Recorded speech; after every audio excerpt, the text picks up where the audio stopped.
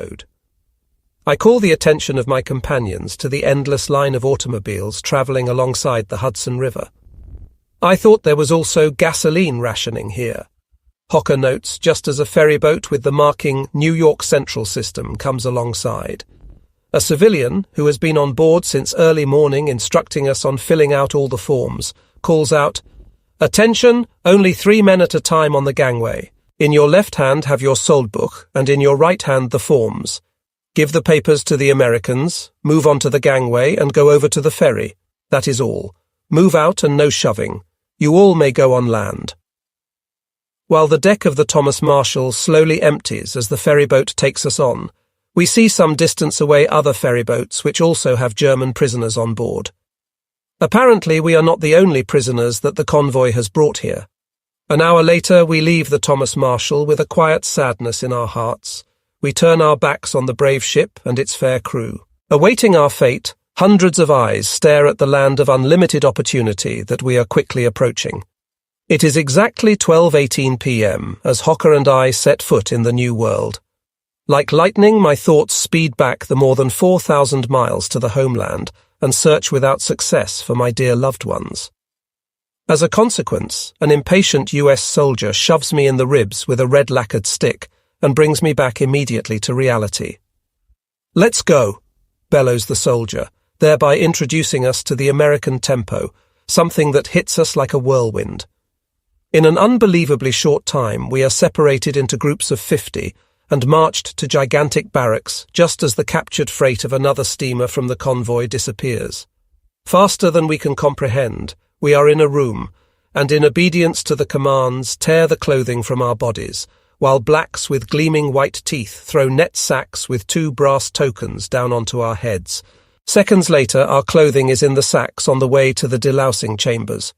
The only exception is our leather boots, which we carry into the shower room.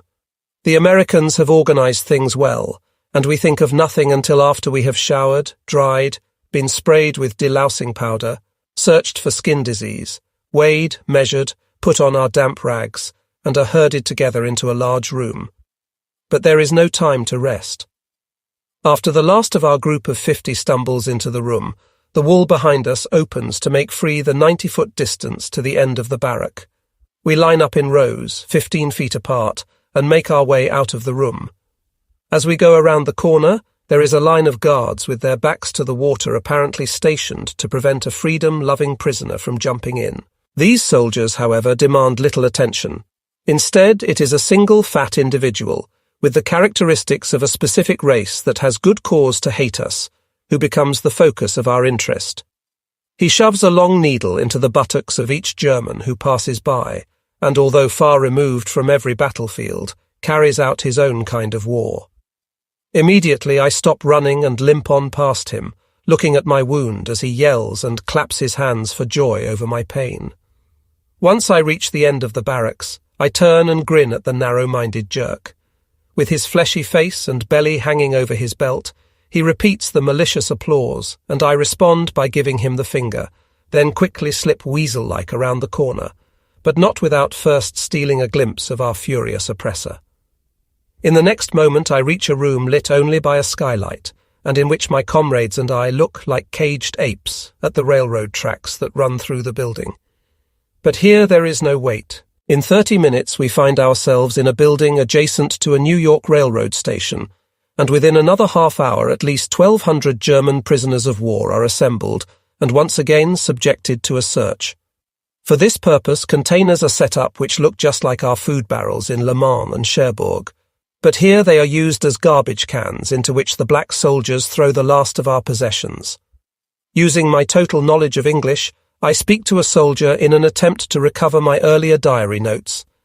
Even though they are severely damaged, I am successful thanks to Dr. Brown, who tries to explain to the black soldier that the notes are necessary for his study. As the man turns his back to the garbage can, I reach in quickly and lift out my notebook and my shaving kit, in which I find my cigarette case. We are not the only ones who recover lost possessions. Actually, it is not so hard since the blacks consider it all trash that their white countrymen pull out of the pockets of strangers to throw in front of their brooms. At 5:35 p.m., as we climb into the train cars, Another wonder of the new world occurs, along with those we have already experienced. The skyscrapers, auto traffic, and exemplary demonstration of organisation. The entire train is made up of first-class Pullman coaches, on whose fine upholstered seats we are to sit. But there is no waiting or pushing here and there. The doors are barely closed behind the guards, who get on with us, when a signal sounds and the train begins to move.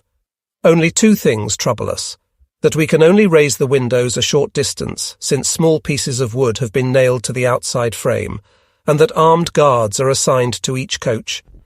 But in reality, we are prisoners of war, and not the sons of millionaires going on vacation. While my pen scratches over my paper recording what I have experienced today, the last houses of New York flash past, and an officer enters our coach and reads the 5 rules for travel. You will stay in your seats in this coach until we reach our destination. You will eat and sleep here. You will raise your left hand when you must go to the toilet, and wait to be recognized by the guard. You will raise your right hand when you want a drink of water, and only one will be permitted out of his seat at a time. Who feels sick should indicate to the guards by raising both hands. The officer has barely left our wagon to continue his litany in the next, when 2 blacks in snow-white jackets appear and pass out cups and paper plates.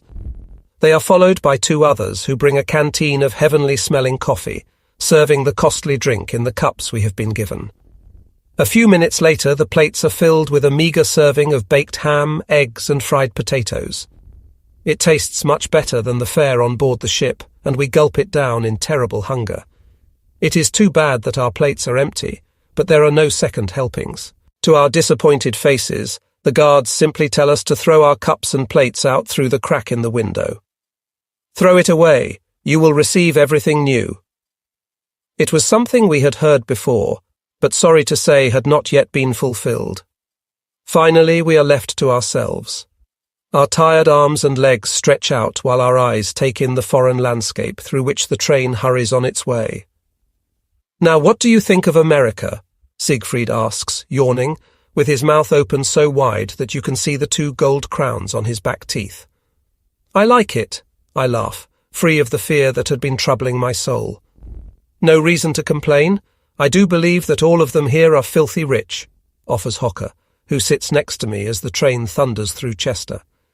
The organisation in the harbour was impressive, but when you think that everyone here is rich, you have been asleep, Willie, Schultz instructs. I noticed, by the way, at the train station, how a pair of women in uniform made the sign of cutting our throats. It is clear to me that even in this land there is much that we will have to face. But Schultz, I did not expect a beauty queen to throw her arms around me. By comparison with Russia, for example, the difference is like heaven and hell. There is no doubt about that, he agrees. Only, look for yourselves. He interrupts himself, pointing to some shabby houses that we can make out in the dusk. That's bullshit, Siegfried proclaims. We have dilapidated houses at home. In any case, I have already seen some girls with legs up to here. One must consider the beauty, Schultz, and overlook the rest.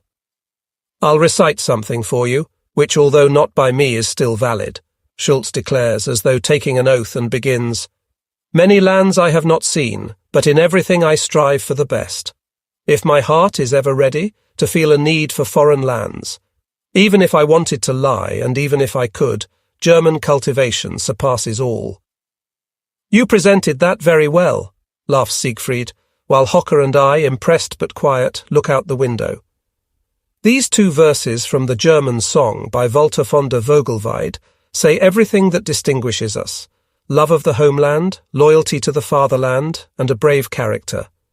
That is what I want to remind you of before the so-called New World turns your heads. Schultz adds and falls back, dead tired, into the soft benches as our train rolls into Baltimore. Immediately all the sleepers are awake. The train stops on track 3, and we have a clear glimpse into the life of a city that has not been touched by war. People come and go, like in all railroad stations throughout the world, but it is another picture than what we have known for years in Europe. Just like it used to be, someone sums up the impression of us all as the train begins to move and we fall back into our seats. The trip continues. In a racing tempo, we speed through the fields. Only here and there the black night is torn by the light of a small town. The bone-weary figures turn their heads into the cushions and immediately fall into an unconscious sleep.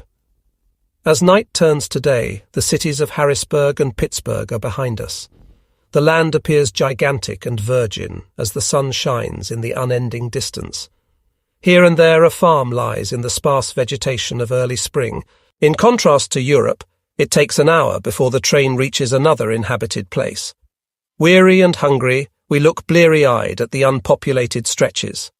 Finally, a black porter appears and serves coffee, ham, eggs, and fried potatoes. If there were not 14 hours difference between this and our last meal, one would believe it is a continuation of the first, because there is no difference in the food that is offered. Didn't I say that hunger would be our true companion in America? Asks Schultz, as we, in disappointment, throw the empty cups and plates out the window. Yes, Schultz, that's what you said, and that's why I ate all my reserves. Siegfried laughs without concern in the early morning. I certainly understand something about cooking, but I must admit that the stuff does taste good, even if we have to eat the same thing again, Hocker honestly concedes. Only too little, way too little, Schultz adds. You were always satisfied. What's the problem that you find a hair in everything? I search out in Schultz's closed face. Nothing's wrong, absolutely nothing. Everything is in the best order. We travel in Pullman coaches through the United States, permit blacks to serve us, and imagine that we will end up in some resort. There's a half-breed Indian with a rifle, and when we want to limp to the back, we have to first get his permission. You make a great show for the little food we get, and act like ham and eggs were discovered here. Therefore I must look into your radiant eyes when such a war profiteer stands at the railroad crossing in his luxury car. But just wait and see how thick we come in the ink. Are you completely turned around? I ask in amazement. In no way, he replies with scorn. Schultz, I hear from you only envy. Be honest, you imagined America would be different. Siegfried throws at him. You thought for sure we would be transported in cattle cars and land someplace in the deep forest? Then you would have been able to complain, and it would have been better for you. Instead, we are going through a cultivated land, sitting in a first-class coach, and you are disappointed because you can't see the forest for the trees. You are stupid, challenges Schultz. Don't you know that everything here has been cut down and that they carried out such a pillage that even the climate has changed? Have you forgotten that this country is at war, and it's easier to make first-class coaches available than freight cars? Congratulations, Schultz. Your memory still works, Siegfried responds with mischief. Perhaps I don't know enough about this country. How should we know anything about it? I question. I know that it was discovered by Columbus in 1492. Look out there, the city is called Columbus, Hocker yells. See, I'm right. Columbus was certainly here. I join in the general laughter and look out the window at the city as the train roars on. And what else do you know about this country? Schultz once again picks up the topic. As I already said, not much. After the discovery, Europeans came and settled the land. New York was called... There were people here before Columbus's discovery, says Schultz sharply. Clear the Indians, Siegfried quickly adds. That's right, as Schultz pushes on. And where are they now?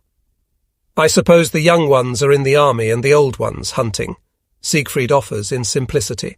You know very well where they are, my friend, Schultz snaps. Then say so. They were exterminated just like they will exterminate us. That's what you were leading up to, Siegfried continues in scorn. Let's forget the nonsense, boys. It doesn't lead anywhere, I break in once again. Why shouldn't it lead somewhere? It's a fact. Or will you argue that this country belongs to the Indians? Schultz continues, unwilling to leave the fruitless topic. Naturally, you are right, but that is a long, long time ago. Later, they had to bring in black slaves and so on and so forth. It is always the might of the powerful that will rule the world. What else do you want to know? I ask in disgust. Nothing more, because you are already blinded by the glitter and riches of this land, Schultz responds, feeling misunderstood. Don't be so dumb, Schultz, Siegfried brings from his reserve. I am impressed with the people here. Their forefathers had enough of Europe's oppression and fought here for their existence. As the land grabbers tried to implement the 18th century European methods of oppression, the citizens here turned to their weapons. The first shots were fired in Massachusetts that led to the War of Independence with England. In Boston, they preferred to throw the English tea into the ocean rather than pay taxes to a distant king. Even Goethe was impressed with the result of this struggle. America, you have it better. That's it, Schultz, that also impresses me, in contrast to the European hair-splitting. And I recommend that you open your eyes, throw away all your prejudices. It is never too late to learn something more. In Baltimore last night, your poem from the 12th century closed your eyes. The city has nearly 1 million inhabitants and over 1,000 factories. Now you are worrying about Indian wars instead of looking out to the land to see what's happening. In anger, Siegfried chews on his fingernails after his admonition. Schultz is upset and withdraws in the corner of bitter truth. It was the influence of our sumptuous meal, I think to myself, and am ashamed of my own lack of knowledge of America. While the train thunders in a southern direction out of Columbus, most of our comrades are asleep. Even the guards are no longer as attentive as at first. Wearily, they are posted between the door casing and gape sleepy-eyed at the other prisoners. In their slumber, they are not disturbed by any thought of escape. Since there is nothing special to see out the window, we also close our eyes until the train rolls into Cincinnati and the black caretakers put dishes in our sleeping hands. Immediately everyone is awake. Even the guards press on the windows. "Cincinnati," says one of the guards without thinking, to a German who immediately answers no. "Yes," says the guard, staring at the wobbly Schwab. "No," he gushes again as the American starts to wonder himself. "Of course." He tries his luck once more. "Kiss my ass, you dumb fool," is the reply in German. "What's wrong?" I ask quickly, to try to clear up the misunderstanding. "That guy is crazy," the honest Schwab dryly answers. He continues to ask me if I am a Nazi. "Sind Sie ein Nazi?" Everyone shakes with laughter as the guard looks at us, perplexed. Quickly I explain to him and he understands. Forgetting his orders, he stumbles out of the wagon, rolling with laughter. A moment later, he returns with his fellow guards, and the laughing does not stop. Finally, Cincinnati is behind us, but the guard continues to come and see the man who provided the best joke of the day. After a long stop at night, the train continues into the third day with its long and by now uncomfortable trip westward through the broad land. The 2 meals a day and lukewarm drinking water do not help to make the trip very comfortable for us. In all ends and corners of the wagon, grumbling is in full force. Seldom does a fleeting village offer any change. But the Americans conduct themselves properly toward us in all places. Not one false statement or threat can be registered. Although it is easy to see the surprise in their faces when they see us, quickly they fall back into indifference and in part sympathy for us. But hate, visible hate, is not there. Even our friend Schultz appears to have lost his initial rejection of everything American. "Do you believe that we will be herding cattle in Texas?" He laughs after a meal of hot dogs, potato salad, and coffee. "It would be wonderful to ride a stallion over the prairie," I say, looking out at the sparse landscape. "You read too much Karl May." He kindly winks at me, at which Siegfried joins in the conversation. In Texas it is hot and lonely, nothing but cattle, cow herders, and no girls. But before we reach the city, the train unexpectedly rolls across a bridge under which the dirty brown flow of a mighty river drifts southward. Missouri River or Mississippi River is the question, and regretfully no one is in a position to answer for sure. Even the guards shake their heads. But quickly the scene changes, and we forget the wild, unregulated river as the train comes to a stop on one of the many tracks in the railroad yard in St. Louis. A large and old city lies hidden from us in the haze. We have a great desire to visit the city, to glimpse inside the houses, simply to be with people again. But we are prisoners shut off from life. Instead, we watch the railroad workers and especially the children on the nearby street.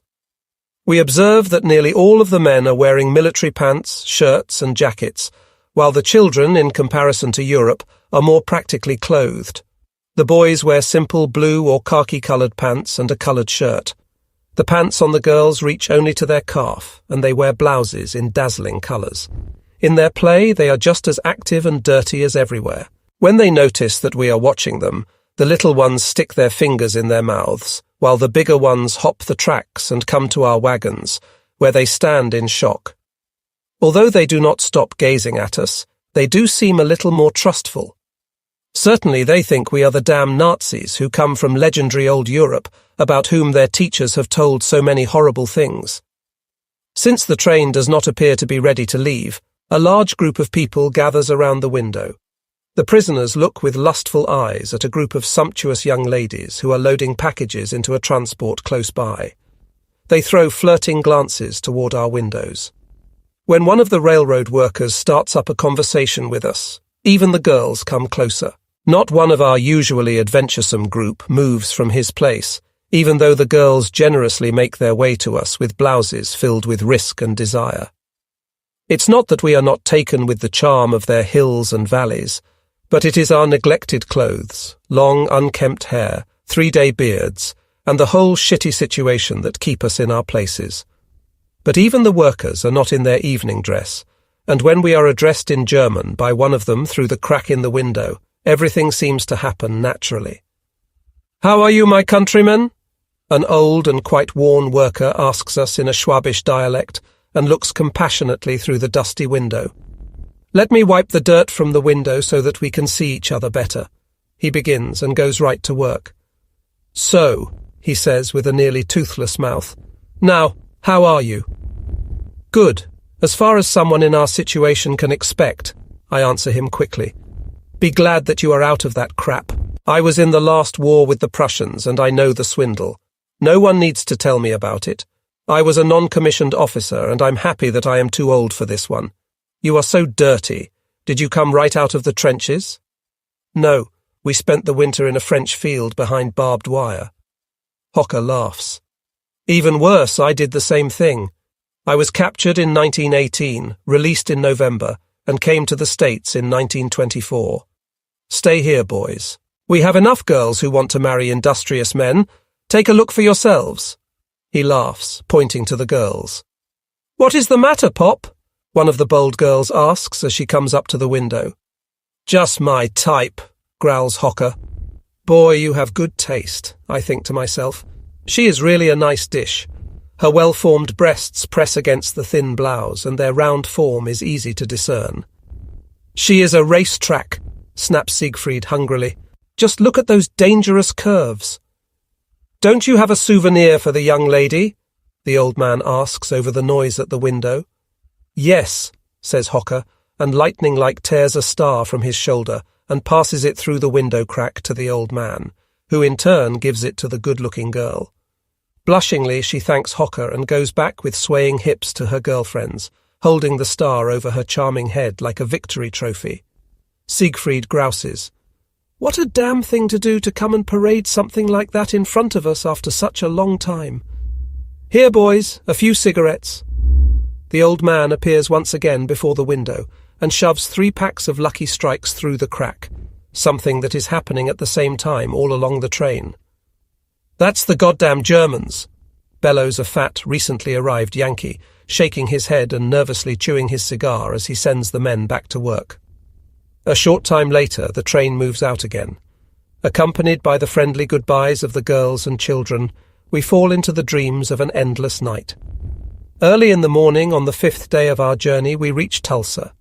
It is Sunday throughout the world, and once again we have the opportunity to see well-fed citizens in their Sunday best streaming into a magnificent church. How that can pain an innocent prisoner's heart, only those who have been in a similar situation and who have had to look in the uncomforted eyes of their comrades can know.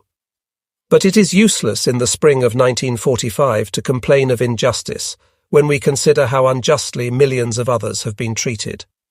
Then others are concerned every minute with the necessities of life while we journey toward a safe but unknown fate. As the temperature rises, we leave the city, and an hour later we are immersed in the loneliness of the hilly landscape. As the heat in our wagon climbs to an almost unbearable temperature, the train stops at an open station. Outside the window stand white-helmeted American soldiers holding their rapid-fire weapons at ready. "Get out!" Rings in our dust-covered ears, and all the doors open. With well-practiced precision, the entire transport is assembled in 3 lines in only a few minutes. Slightly irritated, Hocker, Siegfried and I notice that Schultz, in the confusion, was shoved by the military police into another group. But he waves to us, unconcerned. We look calmly toward the camp that lies about a mile in the distance, and whose green and white painted barracks glimmer in promise under the southern sun. Surrounded by military police, the first column, in which we 3 friends find ourselves, begins the march toward the camp.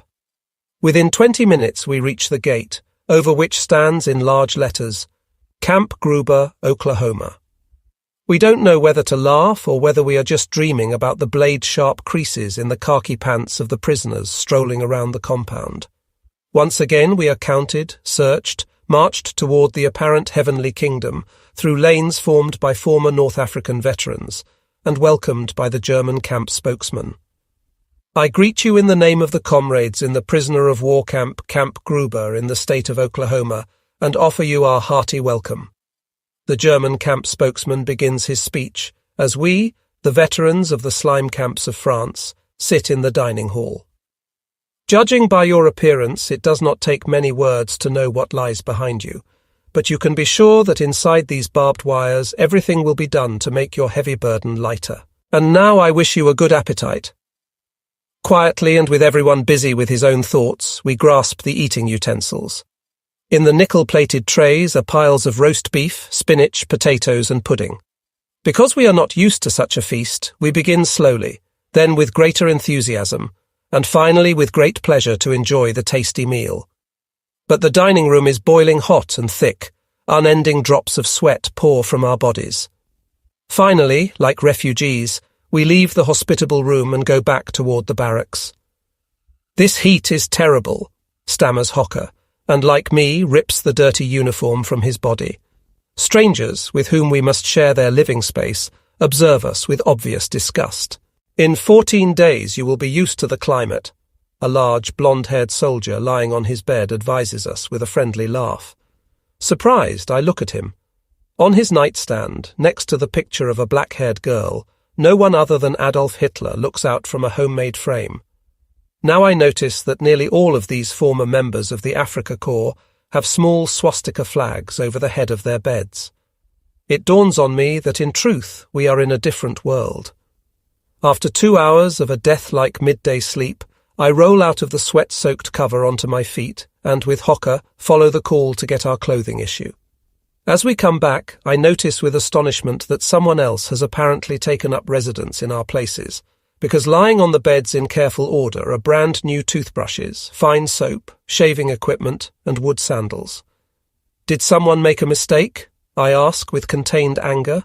"The stuff belongs to you, comrades. Thanks is not necessary because it is from what we have extra." The blonde-haired finally moves himself to explain. "Yes, but we can't—" "Yes, you can," he cuts me off. "You can actually do more. That is, go into the shower room and change yourselves into human beings. We know how you feel.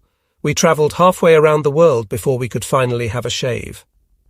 By evening roll call, most of those from our transport stand in tip-top form, clothed in the khaki uniforms. Only the long hair and pale faces separate us from the old-timers, who, for the most part, wear the field caps of Rommel's army. Before dinner, I have the pleasure of greeting an acquaintance from my neighbourhood. "We'll drink a bottle of beer together in the canteen tonight," he says, as we say goodbye after a chat, just like we had run into each other in a German barracks. "I wish you could say that." I laugh at him. "Oh, yes." He remains standing. There is beer in the canteen. At 7 p.m. we meet each other at the bar in the canteen. Generously, my acquaintance buys a variety of things for me. In amazingly well-stocked shelves lie cigarettes, tobacco, billfolds, and other toilet articles. There are also underwear, wood sandals, socks, and towels. It is impossible to describe with what feelings I take the whole thing in. But I do not have any time to spend with my thoughts because my companion pushes me into another room, where we find a free place and sit down behind our bottles of beer. At 9 p.m., the lights go out and I know nothing anymore. Have I really experienced this day, or am I lying in a tent in France, crazy with fever? After the most thorough cleansing ordeal of my life, I am in the shower dressing room and slip into the white underwear and the khaki uniform of the American Army with the painted letters PW. In a cloud of perfume mixed with aftershave lotion, Hocker and I leave the bath facilities with a regained consciousness and go into the mess hall to eat breakfast. We take milk and cornflakes from the counter and sit down at a table. It's too bad that Schultz ended up in another compound, I say to Hocker as I bend over my milk bowl. Perhaps it would be possible for him to change with someone, Hocker suggests. Possible, I agree. Let's give it a try. But look, here comes Siegfried. Hello, how are the two of you doing? You brothers smell like French whores. He grins all over and sits down by us. Schultz was unlucky, he continues. We were just talking about him, I answer. Oh, well, let's not spoil our appetite. This is a stinking good store, as he turns to his cornflakes. Do you like your barracks? Hocker asks. Not exactly. I am not with any of the old group. Do you know that the idiots here think we are all traitors and deserters? He says bitterly. That's not possible, I insist. Listen to me. Keep your mouth shut and don't talk about the lost war here, Siegfried advises. They will throw you into the barbed wire. In my barracks, everyone has Adolf hanging over his bed. By the way, supposedly someone was tried here for high treason and hanged. Just where did you dig up these cock and bull stories? I ask in unbelief. You can hear it all in my room. He nods back and forth while spooning the milk from his bowl. It is understandable. I try to place myself in the world of thought of these men of the Afrika Korps. Part of them have been prisoners since 1942 and don't know about the situation in Russia or France. But they have newspapers here, for hell's sake. They must know what is going on. They don't believe it, Siegfried interjects. The best thing for us to do is keep our mouths shut. Otherwise there will only be trouble, and that doesn't help anyone. I don't criticize anyone that still believes in what we all once hoped. The day will come when everyone will have to correct his outlook. But I do condemn those who scream that they knew what was going to happen ever since 1933, and then trample on others while they buddy up to the Americans. I'm of the same opinion, Siegfried adds. But it doesn't matter at all. If you went along, you are condemned. The Americans don't care what we think or don't think. They are only interested in victory. Hocker ends the discussion as we gather our dishes together. After morning roll call, we are sent to the barber while the work groups go out to pick cotton. In a conversation with the German camp spokesman, we learn that not all of us will necessarily stay in this camp, but that all non-commissioned officers will be transferred to another camp if they elect not to work. Although he is of the opinion that we should be of as little use to the Americans as possible, the camp spokesman recommends that in our own interest we should go to work. The days will pass more quickly and we can earn $20 a month, which in purchasing power is about the same as 20 Reichsmarks. Otherwise, we receive only $5 and are denied the right to purchase tobacco. He also thinks that things are a little confused at this time and we will have to wait and see how everything goes. That answers the question about Schultz. With the hope that in a few days we will be reunited, the three of us enter the barber shop and finally are rid of our long manes. During the course of the morning we are not bored. The time is taken up in filling out registration forms, a doctor's examination, shots, photographs and fingerprints. Finally, about 1 p.m., we are once again assembled in the dining room. The well-prepared noon meal consists of sauerkraut, mashed potatoes and mutton chops. It tastes wonderful, but the terrible heat makes us sleepy. The change in climate at this time of year makes it especially hard for the body to adjust. In order to prevent the loss of body salt, salt tablets are distributed, and the doctors encourage us to drink at least 2 quarts of water a day. After we have drunk 1 quart, we disappear into the barracks. We lie on our beds in our underwear and wait for the coolness of evening. Shortly before the return of the work details, we friends undertake a tour of the camp. The rectangular barracks, built of plywood, remind one at first of the 12-man army tents with which we became acquainted in Alençon. Painted green on the outside, they are very comfortably outfitted. The bright grey walls help the small windows provide excellent light to the interior. On the somewhat larger side walls, there are single iron frame beds painted black. The nightstands are built by the prisoners themselves, and, for the most part, decorated with pictures of family members. The shelves hold toilet articles and writing materials. The prisoner's wardrobe consists of a khaki shirt and trousers, an olive green suit, underwear, and 2 pairs of shoes. Stated simply, it is the same outfit as that of the US soldier. In addition, every man possesses the obligatory sea-sack, in which all of our old things are stored. The barracks are heated with natural gas. Everything is there for the prisoners of war. In comparison with what we have experienced, it is very comfortable. But that is only secondary, since we are mostly interested in the garden plots in the camp. All barracks are surrounded by green grass. The streets and sidewalks are spick and span clean and framed by small, bright limestone pillars. In the middle of the compound is a miniature obelisk with the insignia of the paratroopers, a plunging eagle. There is also a relief of the entire continent of Africa, with a miniature of Rommel's tanks pushing as far as El Alamein. Then we stand before a wonderful creation that charms us all, the mill in the Black Forest Valley. It is an authentic model on which nothing is missing. Even the clapper of the mill wheel is easy to distinguish. It is true, and what ability and what love was necessary to create such a masterpiece. Black Forest, my homeland, you are so beautiful. How do you like it here? A grey, crippled Africa fighter asks us as we watch a group of turtles and admire their lovemaking. Very good, I respond, still under the influence of what I have just seen. Yes, when I came here it looked pretty bad, he says as he sits down on a curbstone. Nothing but sand and a few barracks, I can tell you. Were the Americans in agreement with everything that was built here? I ask. Yes, sir. The boys were enthused, he remembers with glee. They even helped us. Everything was different than now. Shit. We should have gotten to know each other earlier, the Americans and us. We would have complemented each other very well. You can believe that the English would have had to fight their lousy war alone.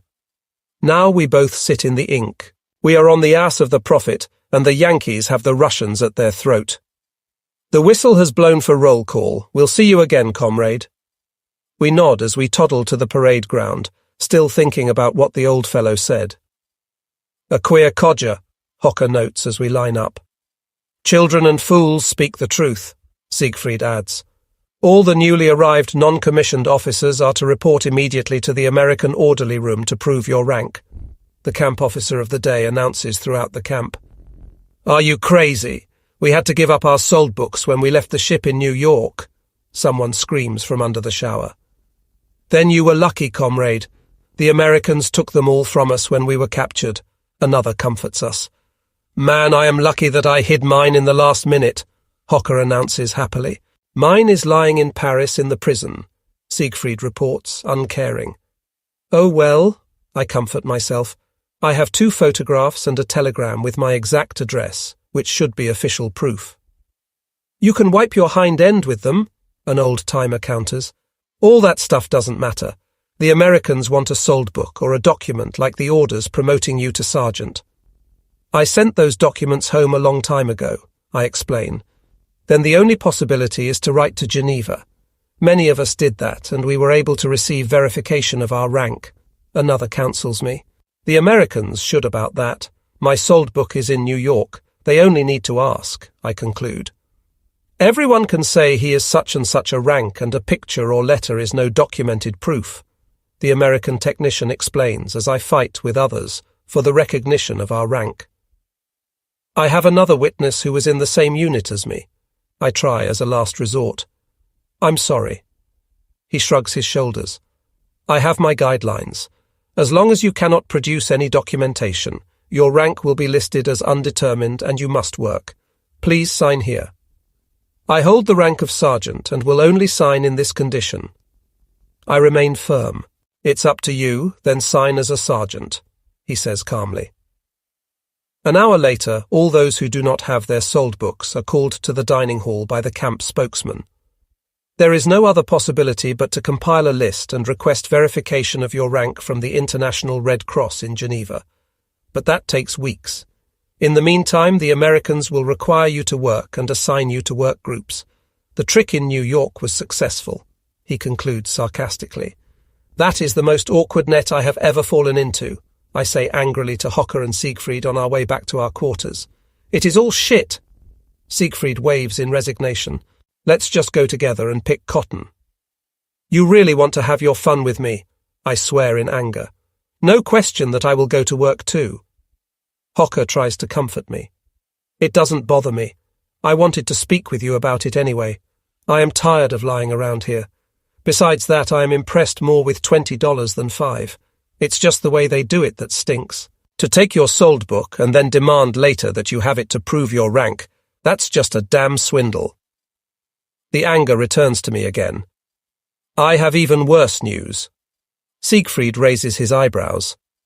Perhaps you will cool yourselves on it.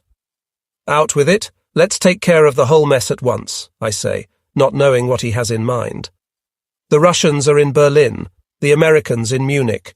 The war is completely lost, he says, fighting back the hot, unbearably hot shines the sun in Oklahoma. But much hotter burn the hearts of the people. By the mill in the Black Forest Valley, in the prisoner of war camp Gruber in the American state of Oklahoma, 3 German soldiers sit and listen to the clattering of the mill wheel and feel they have lost the world. Our thoughts go out to the furthermost corners of Germany, but are continually reduced until they encircle only a handful of people who at this hour offer the only bond.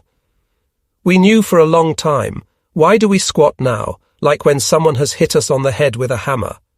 Siegfried breaks the silence. We have known for a long time that we all must die and still are sad when it comes, I explain mournfully. Didn't you always say that we will go on afterward? He offers, undistracted. All the time, I concur. Or perhaps the mill will not clatter any more? Then let's see if the uniforms are dry. I want to put mine on when they are ready, Hocker says and stands up stiffly. Prepare to die. Hocker and I are greeted as we enter the barracks and lay our cleanly washed uniforms on the bed. Do you know the latest? The blonde asks. I'm satisfied with the old, I rejoin. Hitler has abdicated.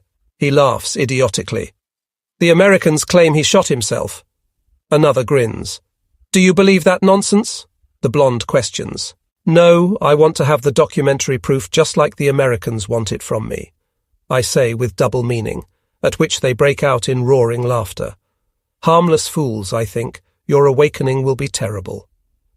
On the streets of the compound inside Camp Gruber, German prisoners of war stand in rows of 5.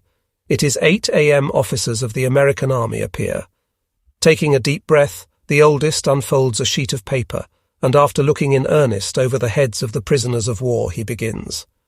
The war in Europe has ended. The German army has surrendered unconditionally. The German Reich has ceased to exist. The German army is no longer bound by the oath of loyalty to the Third Reich. With considerable satisfaction, the officer raises his head briefly and continues. From this point on, the wearing of the German uniform is forbidden. The same goes for the wearing of all emblems, insignia and medals of the German National Socialist regime. Conduct against these directives will be met with severe punishment. The German prisoners of war in the United States of North America will be returned as soon as the necessary transports are available. Without a word, the Germans return to their quarters. In silence, Hocker and I unbutton our shoulder straps from our field jackets, roll up our German uniforms into a bundle and step outside. Here, I think, is the best place. What do you think, Willie? I ask in dead seriousness. It doesn't matter anywhere, he answers, and shoves the fire shovel that we have brought from the barracks into the sand. A short time later, a hole about 3 feet deep lies before us.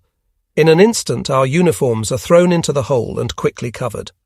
When I had to put it on in November 1938, I was proud, Hocker says softly. A long time, I answer, all ready to leave. Forget it now. I can never do that. I met Gerda in it, he says, with a face from which all hope seems to have disappeared. As dusk lies over the land, it is as still as the grave in the camp.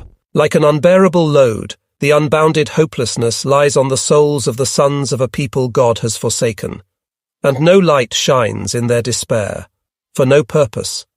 Everything was senseless. Every offer of blood and possessions from everyone is looked upon as useless. Finished. The Reich of the Germans, our fatherland, has ceased to exist.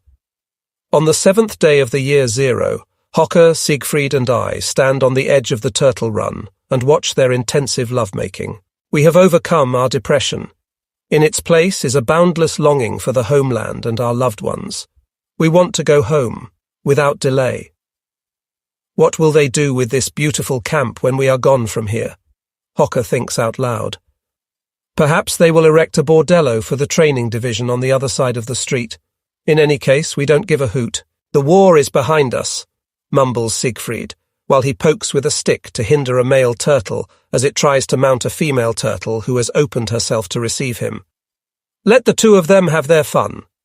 I knock the stick out of his hand. There are old ladies who will not have such a pleasure for very much longer. He should take care of them first, he says, as though it is the most serious thing in the world. How do you think the German women are acting toward the occupation troops?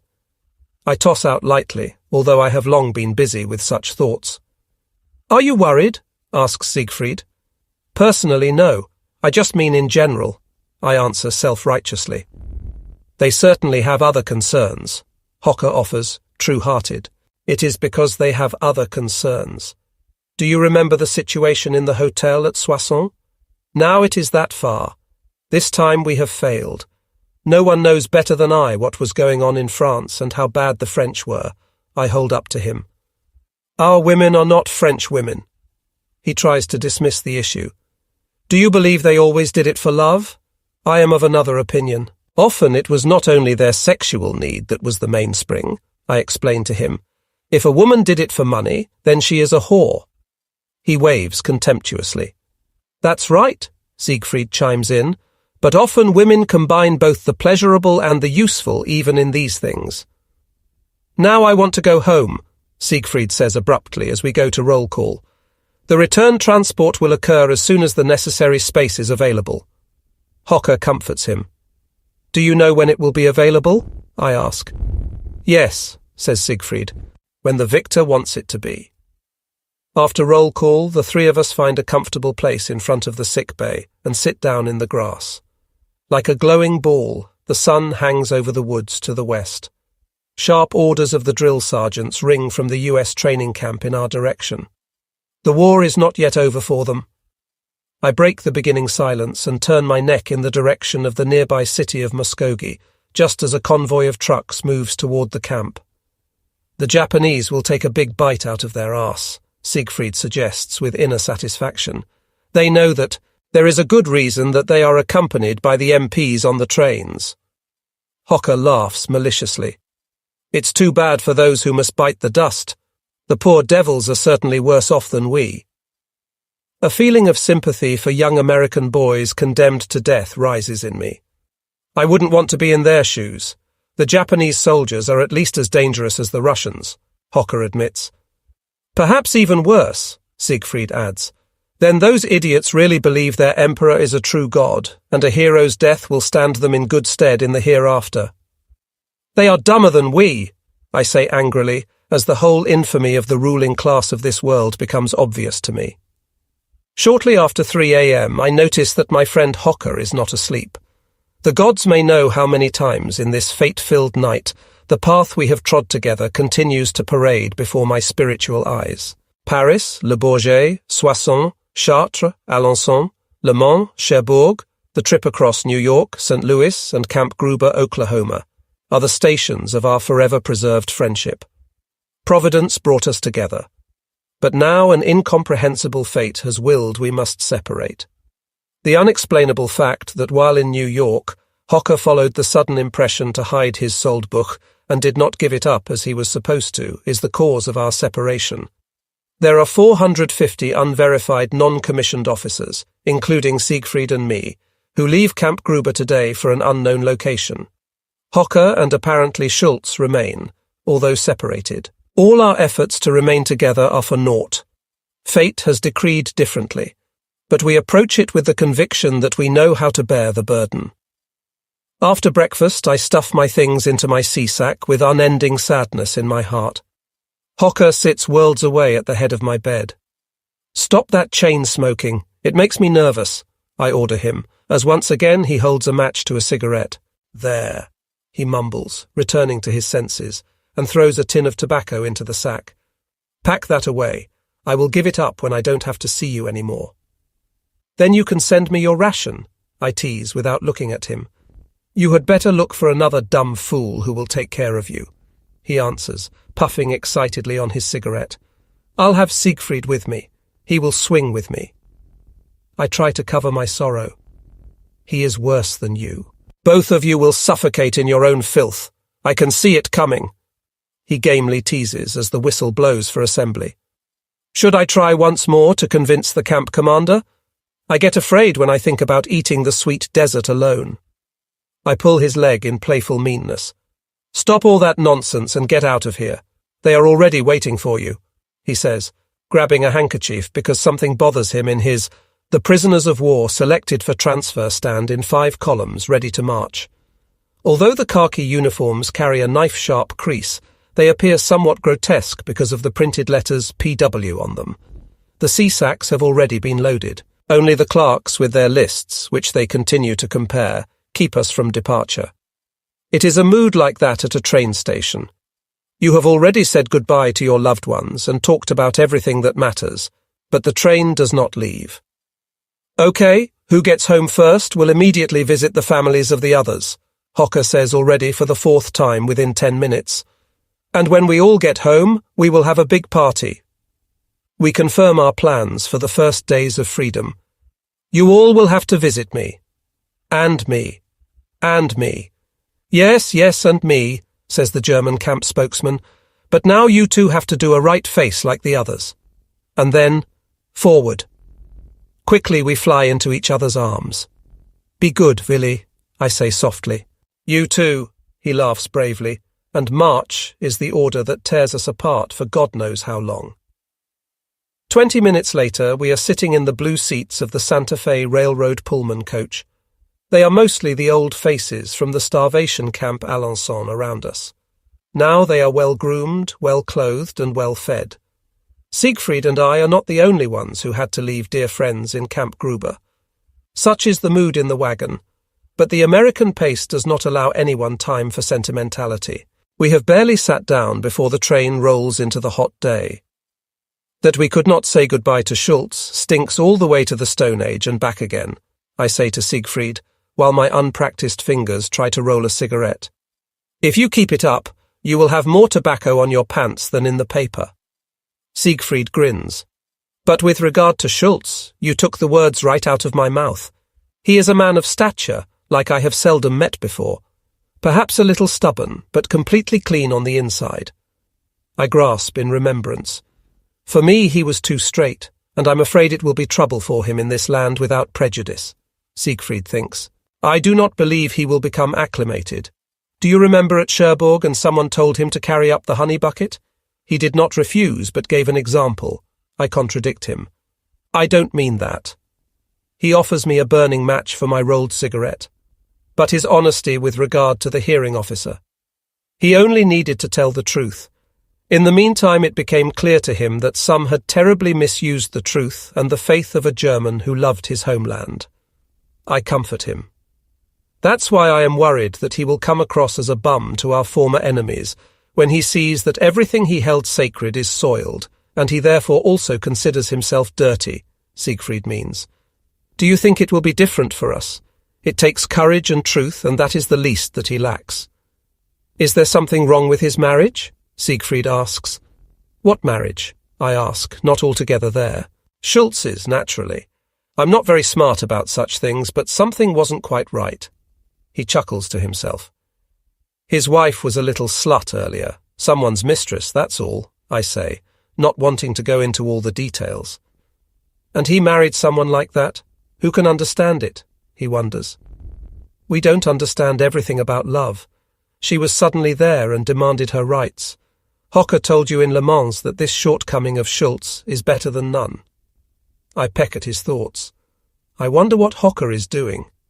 He turns sleepily to the second single man from our circle. Certainly he is sitting by the Black Forest mill, hanging his thoughts on the wheel, I say, and also close my eyes. As darkness falls, we pass through the ocean of lights in Kansas City and are busy preparing the coach seats for the night. What seemed an unbridgeable cleft between guards and the guarded during our first train ride has, for the most part, vanished. The guards are young men like us, and don't concern themselves at all with what is going on in the wagon. In fact, one offers some good advice on how to best divide up the seats so that every one of us has a place to lie. Only the food could be better, but in the end we are used to much worse. By about 11 p.m. the last talkers are quiet. Night has dipped the land into deep darkness. Even our thoughts lose their sharpness, and finally we glide into unconsciousness. On the third day of travel, our train continues to speed in a westerly course through the seemingly unending loneliness of the state of Kansas. Since we wear the uniform of American soldiers, we are hardly recognized as Germans in the towns, unless they happen to see the PW on our backs. And so we are greeted by the citizens of this land, as we are always used to as soldiers. Especially the children and cute young ladies catch our attention. Naturally, here and there something goes wrong at the small train stations where we stop. The tracks are not closed like in Europe, and everyone can walk right up to the train. After they greet us and start to speak to us, the people who were initially excited usually leave in disappointment, but sometimes they are even more curious about us and appear to be looking for the horns on our heads, which the war propaganda has spread about all Germans. They look like us. One can hear, and that brings a sorrowful laugh over the lack of knowledge by people of the 20th century. This happens only once in a while, and we are honest enough to admit that in Germany there are people who know only their own manure piles. What causes us to wonder, however, is the fairness of the guards, who never try to drive the people away from our coaches, not even when they are young ladies who joke with us.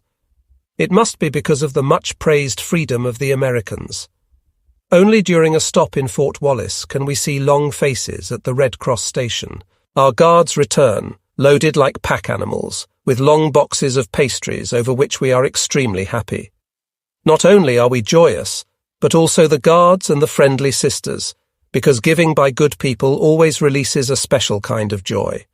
But still, the American ladies seem annoyed when they discover that their dear offerings are being enjoyed by German prisoners of war, something the guards were silent about when they picked up the delicacies. As the train begins to move and the complications dissolve, the women show their happy faces and wave a cheerful goodbye, but it is not clear if they mean to include us. In any case, we enjoy the sweet pastries without concern, and the guards appreciate our thankful glances. Shortly after 2 p.m., we reach Denver, the capital of the state of Colorado. As usual, the train does not halt in the busy main station, but rather between two freight trains in the switching yard. Still, we have a glimpse of a small part of the city that glimmers in the sun at the foot of the Rocky Mountains, and whose tall buildings offer a scene typical in other large American cities. The difference between this beautiful city and the others we have seen so far is not the tall buildings which catch the eye, but the small dwellings, often built of stone, that look like they are set in parks and bring out a feeling of home in the onlookers. In the background, the Rocky Mountains rise, and on the highest peaks, snow and ice glisten in the sun like polished silver. After this city is behind us, the train goes north a respectable distance from the Rocky Mountains until it rolls into the small farm city of Greeley. An hour later, we are all loaded into transports and rattle out of the peaceful little town on a wide road through sugar beet fields for 3 miles to a barracks camp with guard towers and surrounded by barbed wire. After eating the tastefully prepared pea soup, we shoulder the sea sacks that were unloaded and disappear into our assigned barracks. After a refreshing shower, Siegfried and I wander through the barracks city, Camp Greeley. The streets are all asphalt and wide, as is the entire camp, but as such there is nothing of note. Here there is a division into compounds, and all internees are assigned to companies which are housed in barracks next to each other. Camp Greeley is a pure work camp, and only the company leaders are non-commissioned officers. The comrades here have not worried about how the camp looks, which is easy to understand given the work in the sugar beet fields. But the camp is clean in every corner. There is a reading room with good literature and table tennis, and other games for our entertainment. There is also a movie theatre available. Everything considered, it is very comfortable for us prisoners of war. "How is the work?" Siegfried asks an acquaintance who enters the reading room. "There is no lack of work," he answers, "but we watch out that we don't work too hard. Since the end of the war, they demand more and more from us, and still the food is less and worse." "How is it at the workplace?" I ask with interest. "The daily quota has to be reached before we can leave the fields." He laughs with amusement at our concerned faces. "But they will tell you all of that? And besides, you will see a film in the morning which shows how the work is to be done," he adds, and gives us a copy of a German prisoner of war newspaper, Der Ruf, published in the United States. "That will be a lot of fun when we are the next to hack sugar beets in Colorado." I laugh in Siegfried's face as he despondently grasps the newspaper. "You say it is fun when they assign you how much to do?" He strenuously disagrees. "We will see how it goes, old boy." I soothingly pet his rust-red hair. It won't matter to us how the field looks when we are finished in the evening. At 9 p.m, I throw the newspaper onto the table. "Come, Siegfried, let's go. Otherwise I'll get sick," I tell him, obviously upset. "The way they write is like manure in the cheese box," he offers, and follows me outside. "It's best if we forget about newspapers in the future," he suggests while we are en route to our barracks. "I wouldn't say so," I contradict him.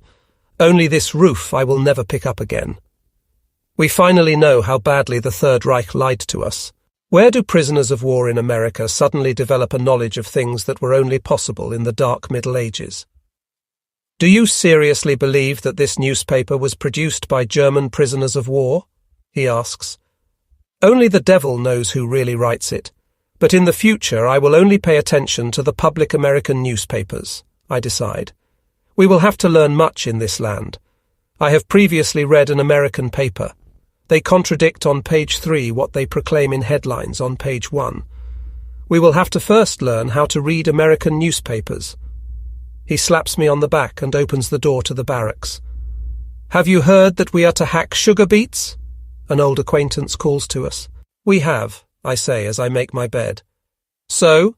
he takes my arm. "Are you going to participate in the swindle again?" "What do you mean again? So far we haven't done anything." I laugh unsuspectingly, trying to avoid the subject. "So you haven't done anything?" A well-known hothead mixes in. "Didn't we hold our necks out for Hitler and his cronies? Shall we now do the same kind of slave work for the Americans?" "Complain to Adolf. Now comes the consequences of his 1,000-year Reich over us," I say, uncaring. "Consequences, you say? Is it a consequence when they take away your pass and then demand we prove who we are?" he screams, rising to his feet. "I don't really care." I turn away. And I say it must finally stop that they continue to make us work. If we decline to work, there is nothing they can do. We are non-commissioned officers and according to the Geneva Convention are not required to work, he blows out. "And I tell you, we should have stopped much sooner because it is the curse of a wicked deed that the evil that follows must be borne." I laugh from my double-decker bunk in order to provoke. "What evil have we done?" an old-timer questions. "When given the command to march, we marched. Therein lies our entire guilt," I explain. "And if we didn't march, they would have stood us up against a wall," he responds. "And if we don't hack sugar beets, the same thing will happen to us," I laugh. "Then the swindlers are the same here as there." The hothead ends the day as the light goes out. Monday, shortly after 7 a.m, we are dressed in our blue and grey work clothes and partake of the sparse breakfast in the dining hall.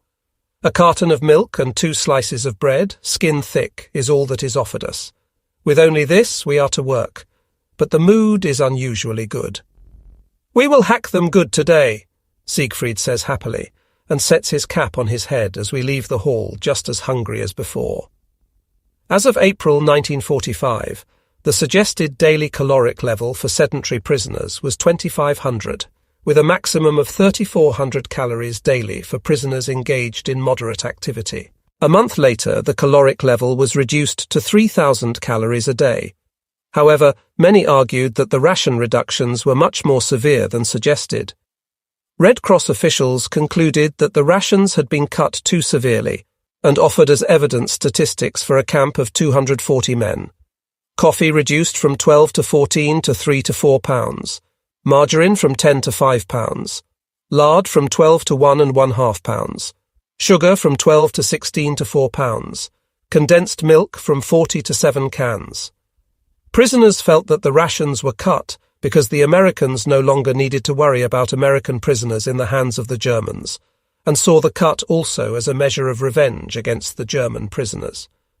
3 reasons were given for the cut in rations in May 1945. The prisoners were receiving more food than they really needed. Most had gained weight since arriving in the United States.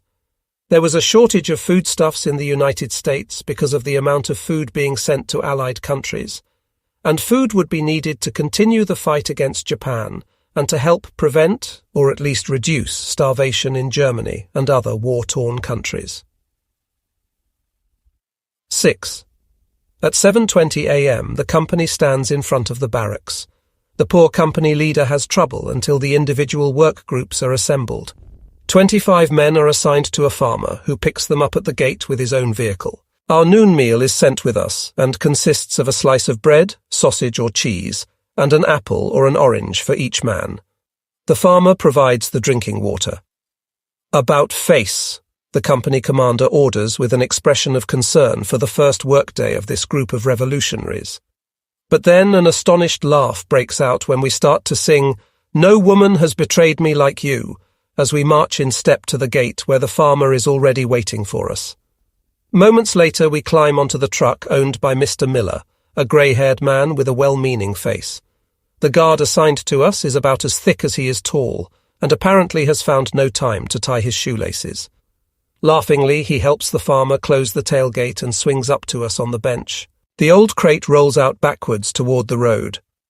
From now on, we are costing the farmer money, and time is money, is the saying which describes the pace in this land. 20 minutes later, we stand before a field, and no one can say where it begins or ends. Everything around us is green, 12 inches high of green sugar beets. Only between the rows, through which the machine has already apparently gone, is it greyish gold. Grass is hard to discover. The ground is well worked, but the beets are too thick together. "I want good work to be done," the farmer says, turning to his conscripted helpers, who encircle him grinning while the disinterested guard smokes, leaning against the truck, his rifle hanging on the door handle of the truck. "I do not require a lot of work, only good work, do you understand?" he asks in his difficult German. "Yes." We laugh and observe the funny little hose, whose handles are only about 35 inches long. "I will show you how to do it," he says, as he begins to hack out the extraneous beets in one of the rows, until only one plant remains for every 12 to 15 inches. "That's all there is to it. Who is a farmer?" he asks, looking into our uncaring faces. "We are all students or shopkeepers," Corporal Kunze explains in dead earnest, while the rest of us struggle to suppress the laughter. "Bullshit!" The good man spits out and looks searchingly in the circle. "You know what I want?" He goes to a non-commissioned officer from Bavaria. "I am a pastor, but I understand something about garden work," the trained locksmith and former tank driver explains. "Pastor?" He finally stops and scratches his head. "Well, I can't do anything more. Please begin." Like a pack of young dogs, we bound out into the beet field and the fur starts to fly. With a face that God must have mercy on, the farmer looks at us. "Stop!" he calls after a while and points helplessly to what resembles a battlefield. "Don't do any more. You will destroy everything," he babbles, and shows us the secret of hoeing sugar beets for the second time. "Do it this way and it will be good," he says patiently. "All your comrades have learned how." "We are thirsty," the bogus pastor groans, and looks with radiant eyes into the sky. "I'll get some water," the farmer says, wringing his hands. "Please start again." After a short and silent agreement with the eyes, we go back to the rows. The small hoes play lightly through the vegetation. The farmer watches us excitedly. "Excellent work," he praises us happily. "I am a vulgar German," he explains to Corporal Kunze when he asks about his forefathers. "Then bring us milk instead of water, and you will be well satisfied with us," he offers as an inducement. "It's forbidden. Everything is forbidden. I'm sorry," he swears. "Bring milk and do it fast. It is terribly hot." Kunze remains firm. "Okay," he finally agrees and goes toward his vehicle. "I believe we will do better with the old man if we don't cause any trouble. You know he has to pay $50 for the day, and he willingly gives us something in addition. If he is willing to get milk for us, then we will get something from him to eat. Are you all in agreement?" Kunze asks after his comments. "What do these stupid beets concern me? If it gets any hotter, I will not take another swing," the Bavarian complains to him. "Let's work until noon as we have been and see what the old man springs for." Kunze finally reaches a unity after some debate. When the farmer arrives with the milk, each man has finished 200 yards of well-hoed beets. The man appears very content with his field. "Good work, boys," he reports, and turns to the guard, who sits in the shade of the wagon stewing in his own misery. Unconcerned with them, we continue to work lustily, but the negotiations take too long for us. Even though it is only 10 o'clock, the sun burns hot in the sky. "He can either bring the milk now, or he can take the dirty beets to the man in charge himself," a man from Mecklenburg sighs. "First, he has to convince the guard. Otherwise, he will have problems," Kunze warns with reason, and the work goes on. At exactly noon, we are sitting on the truck and travelling for our noon break toward the mountains, where about 2 miles in the distance, a lonely farmhouse stands in the shadow of trees. The breeze cools our heated bodies. Work, when you are not used to it, how painful it is. In the shadows of a weeping willow, we distribute what little bread we have. Regretfully, the farmer shrugs his shoulders as Kunze explains to him that we can't work with so little to eat. "If I give you food, then I won't get any prisoners," he says, looking with anticipation at the guard, who gets up and goes into the farmhouse.